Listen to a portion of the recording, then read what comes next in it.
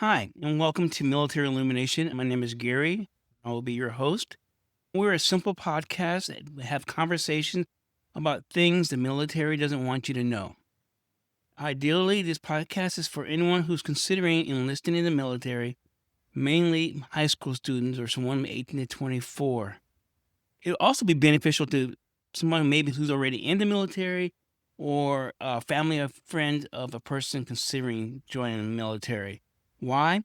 We talk about things that get in the way. We talk about things that the military and our government don't want you to know before you enlist. That being said, let's just have a simple conversation. So as we talk about it, the thing you gotta understand is this. What is the difference between the civilian and the military? That's where everything starts at. That's where everything begins. Knowing that distinction before going in or when you're considering it is critical. It's very critical.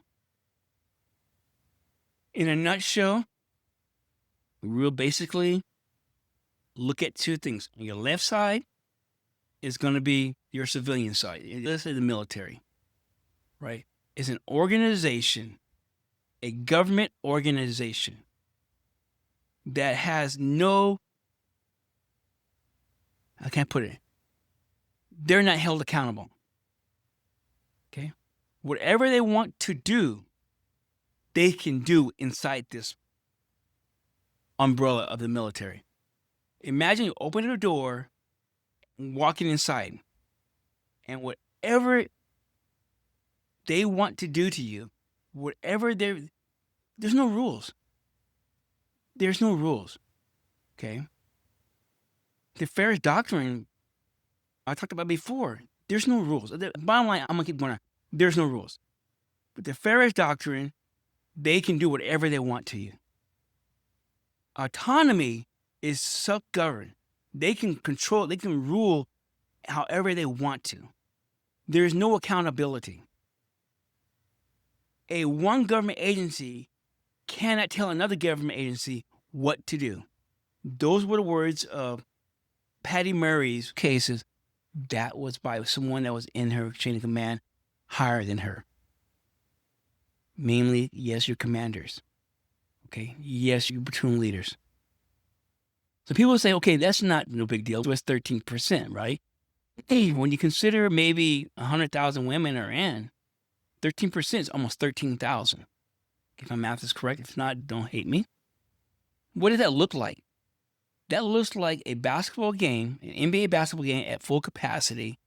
You're looking at right around 14,000 people. That's how many women were sexually assaulted that year. There have been some times where it was higher than that, as much as 20%. Higher than that. There was a sex scandal. I think it was their tailhook sex scandal that was having, but charges do not stick. They have to dismiss, right? And a good attorney, even a half good attorney, can make that stick. Not so in the military.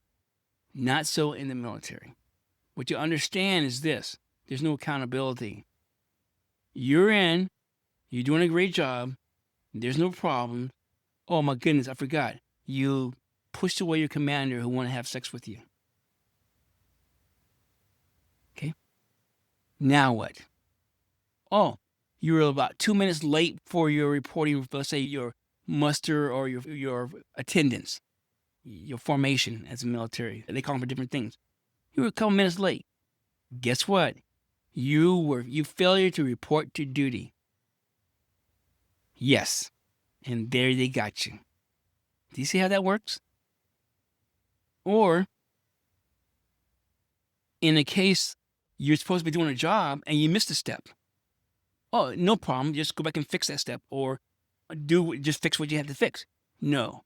Dereliction of duty, unable to perform. Article 15. Do you see how simple that was? It happens all the time. Self-medicate with your drinking. Now you're subjected to either court martials or use Article 15 non-judicial punishment. Think about those things. Think about those things. All right. In the meantime, I hope you come join me for season number 3. My next should be almost my last one. I'm just going to do a brief overview of what I talked about and one thing that I haven't. Until next time, just keep asking questions, look for answers, and know what you want.